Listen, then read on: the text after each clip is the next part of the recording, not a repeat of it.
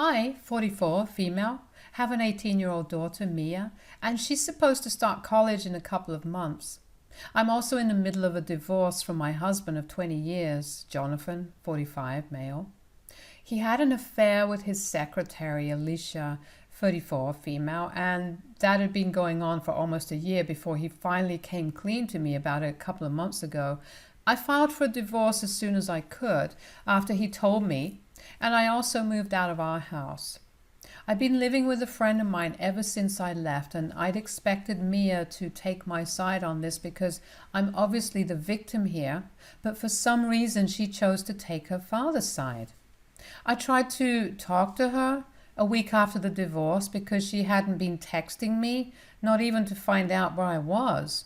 She hadn't been at home on the day that Jonathan came clean to me about the affair, and I moved out that day, so I never got a chance to say goodbye to her.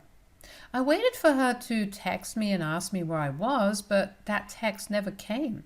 So after almost a week of waiting, I decided to text her first and told her that I was leaving her father because of his affair. And she told me that she already knew, but she didn't care about it much because she felt like this didn't concern her.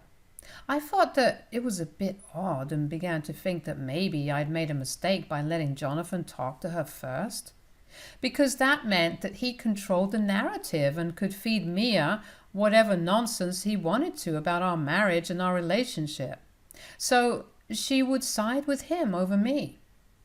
I tried to talk to her many more times afterwards so I could set the record straight, but it appeared to me that Jonathan had actually told her the truth, and in spite of that, she was on his side. I thought that was insane, but she was still my daughter, so I tried to convince her to talk to me and put in a lot of effort to get her to spend time with me, even though I was super busy with the divorce and my job. She would agree to meet me like once in a blue moon, and I tried to make a day out of it.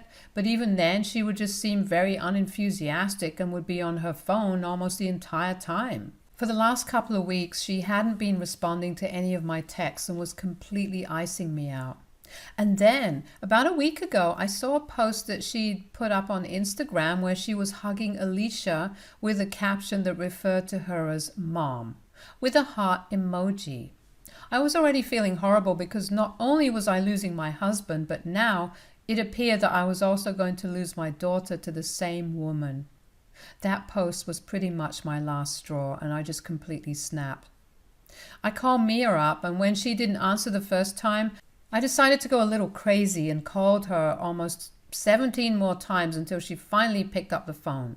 She sounded annoyed, but I couldn't care less about how she felt and instantly demanded an explanation for the post and the caption. She told me that it was none of my business and that I shouldn't be stalking her account in the first place anyway. It was crazy because she has a public account and I follow her because I'm her biological mother. I told her that it was really low and disgusting of her to take Jonathan's side, even though he had cheated on me, and now she was like pretending that the other woman was her mother while ignoring the woman who'd actually given birth to her and raised her for so long. Mia told me that she owed me nothing, and if I was so hurt, then she was just going to block me so I wouldn't be able to see any more of her posts.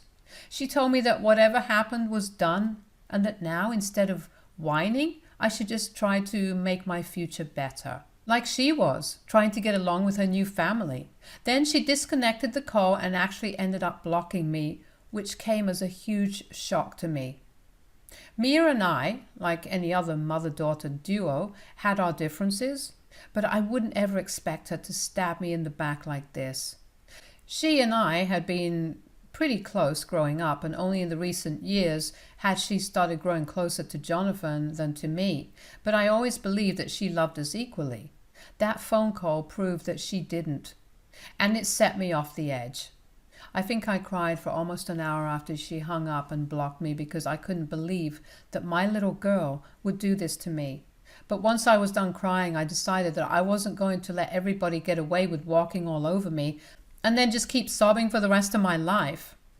I decided to take Mia's advice and do something crazy. I set aside a ton of money for Mia's college fund.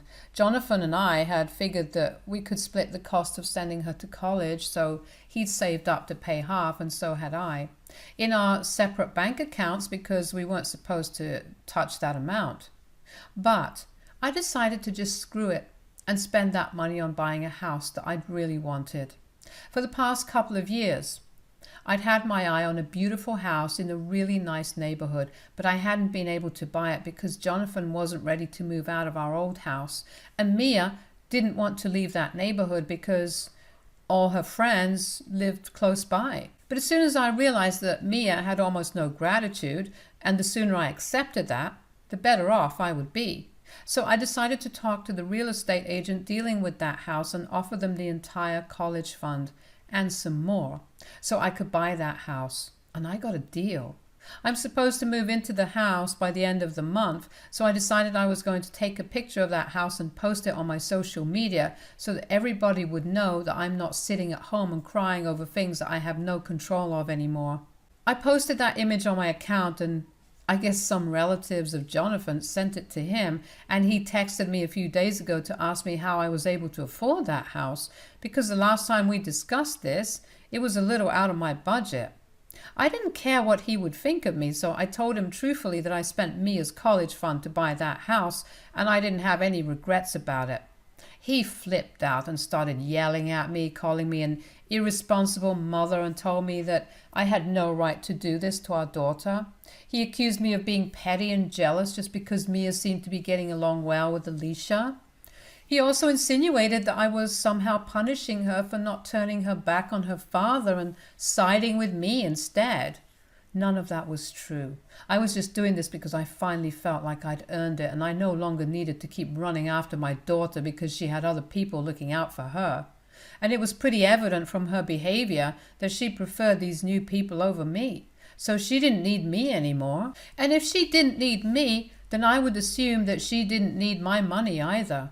He couldn't argue with that, so I disconnected the call. But it wasn't over yet, because after that, I still had Mia to deal with. An hour after my phone call with Jonathan, she called me and she was devastated. She was sobbing, and I could barely even make out what she was saying because she was crying so hard. She kept asking me how I could do this to her when she'd always put me first and above everybody else. It was petty, but I did ask her if she was still putting me first when she blocked me, just because I seemed to be upset that she was calling Alicia her mother. She told me that it meant nothing, and it was only a sweet gesture that she thought she would make that would make Alicia feel more comfortable as part of the family. Because no matter what the past was, Jonathan still wanted the future with Alicia. And she said that she just wanted to balance her old family and her new family now, without letting either of them go. She said that she hadn't expected me to turn so hostile towards her, and I told her that I could say the same thing for her, because it was actually she who turned her back on me first, even though I was the victim and I was the one who'd been cheated on. She just kept crying and said that she'd never expected her own mother to take revenge on her like this. And I started feeling pretty horrible about what I did, especially when she started hiccuping in the middle of her sobs, because she only did that when she was upset. And I hadn't heard her do that ever since she was a kid. So I knew that she was really upset now, and I guess I may have taken things a little too far. She told me that she was very sorry about whatever she did for what it's worth, and then disconnected the call. But I haven't been able to forget about it, and I really don't know if what I did was out of line or not. AITA for spending my daughter's college fund on the new house after she called her dad's affair partner Mom.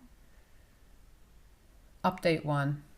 Hey guys, so I moved into my new house recently, and it's been a few days since I've been living here. I brought back all the things that I paid for from my old house, and I did run into Jonathan, Alicia, and Mia there as well.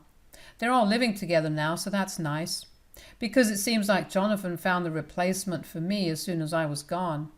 Actually, he already had a replacement lined up even before I was gone, to be precise, which is why the divorce is happening. Jonathan and Alicia ignored me the entire time I was there, which wasn't really a punishment for me, because it just made it easier for me to instruct the movers and help me get my job done a lot faster than I would have been able to had they decided to talk to me. Mia, however, tried to stop me and talk to me before I left. She hadn't tried to interrupt me the entire time that I was there, and neither had I tried to talk to her, because I had nothing left to say to her, especially not after whatever had happened in the past. But she stopped me just as I was about to get into my car and asked me if I'd given any thought to what or how I was going to contribute to her college fund now. There was no apology and no sign of regret, so I didn't bother to answer and just drove away. I thought about it a lot over the past few days, and I really can't come up with any excuse for my daughter's behavior. We had grown a little distant in the last couple of years, and I thought that it was normal because she was a teenager and I was her mother. So she couldn't get along with me even if she wanted to. But she'd been on good terms with her father throughout, which made me feel a little alienated, but I never held that against her. This was different. This was something where I actually needed her to stand up for me, but she didn't do that. And I guess I was really disappointed. It was bad enough that she didn't stand up for me, knowing that her mother had been cheated on. But the way she treated me after that is what hurt.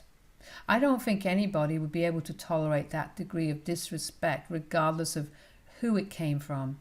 And it's not as if my daughter's a child. She's an adult. She knew what she was doing. Update 2. Like I said in my previous update, I can't forgive my daughter and the money's already spent, so I don't understand the point of bothering me every other day.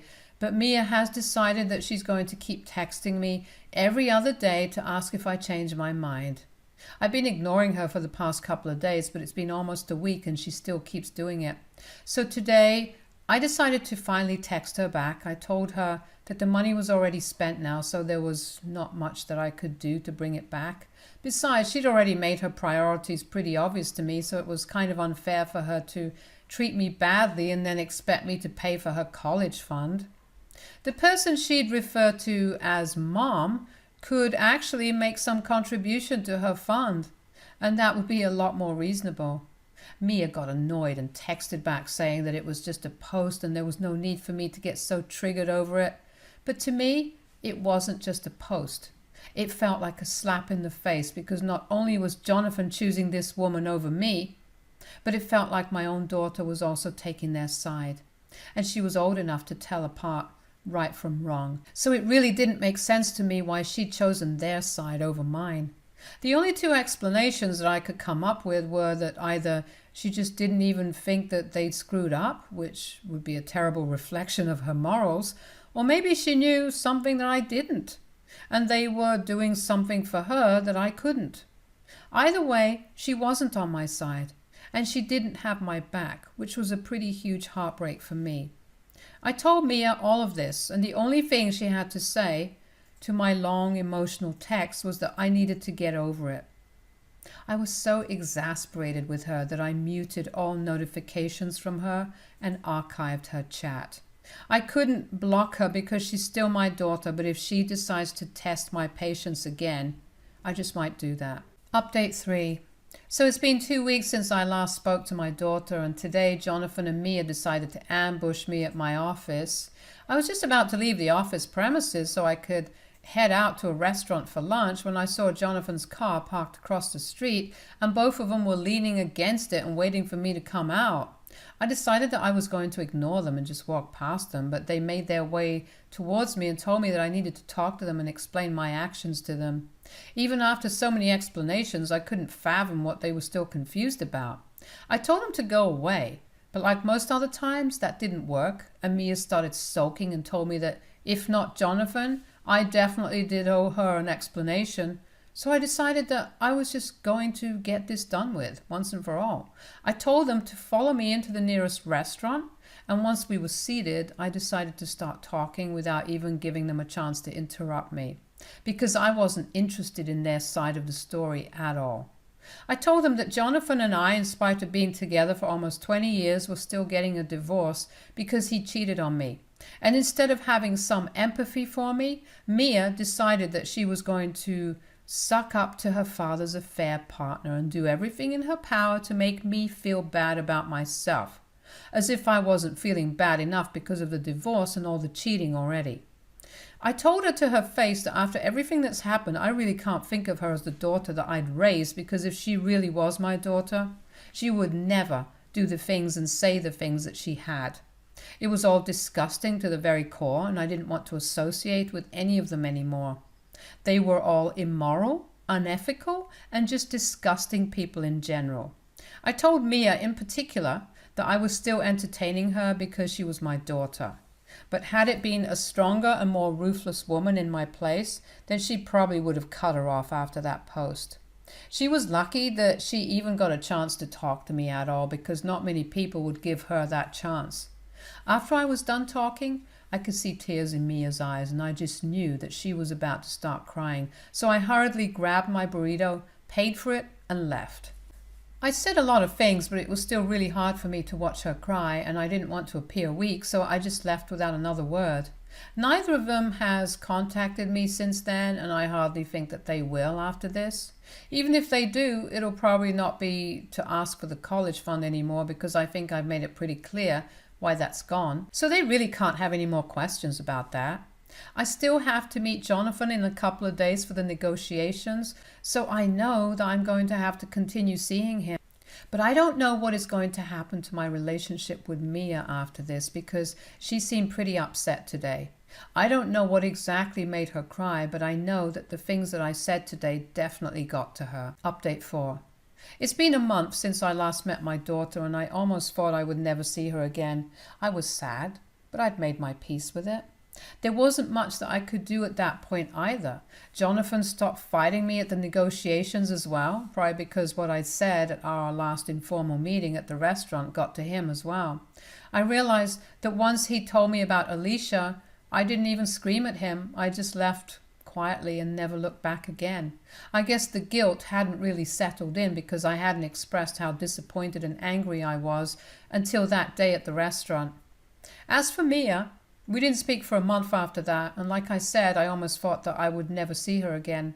She's supposed to start college in a couple of weeks, and I keep going through old photo albums of us when she was little, because I felt like I'd be there to see her off when she went away to college.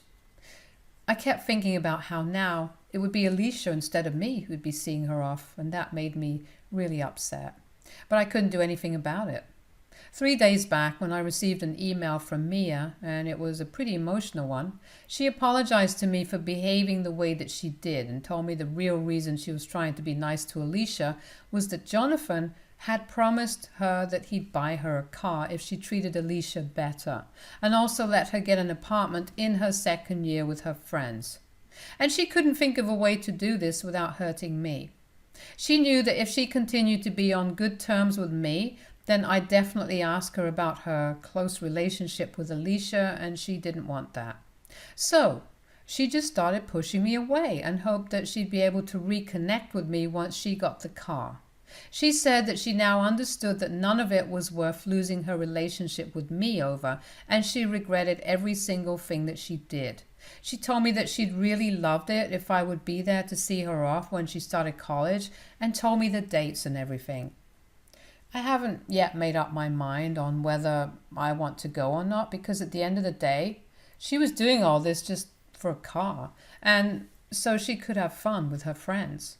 I could understand the appeal of that, because I too was once her age, but I would never hurt my loved ones for something as insignificant as that. And she did hurt me. She hurt me pretty bad. It was intentional, and it was for a really petty reason, so I don't know if I can forgive her so quickly. But at least she apologized, so that's something. I haven't responded to her email yet, because I'm still struggling with what to do about this. I really don't think that a car or an apartment is a valid enough reason to act the way she did, but I do miss her terribly, and I really wish that we could go back to being the way that we were, or at least try to. Update 5. Hi guys, thank you so much for following my story and for all the comments and messages that I've received and still continue to receive. It really means the world to me that so many people resonate with me. Hang in there, things do get better. Mia and I have finally begun to work on a relationship. She's supposed to leave for college in a couple of days, and I finally responded to that email yesterday. I told her that she made me feel awful, like I'd failed as a mother and it would take me a while to come around. Having said that, I couldn't possibly keep away or keep her away from me anymore because she was my only child. People might think of me as weak or a pushover, but I think that there's been enough punishment and revenge in this family, and I can't go on like this with so much hate in my heart. I fixed things, not out of a sense of duty or obligation, but because I really wanted to. I don't think that I would forgive her if I wasn't her mother, but I am, and I guess just this once, I can look past whatever she did. As long as she promised that she will never do anything like this again, not just to me, but to anybody who loves her. We hopped onto a phone call afterward and had a real conversation about everything, which ended with both of us crying, and I guess that was a pretty good emotional release.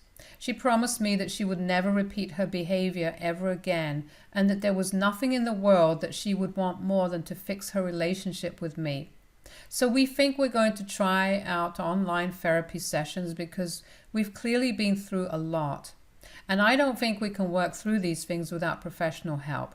She also told me that she's asked her father to stay back home because she wants me to drive her up to her campus and help her settle in.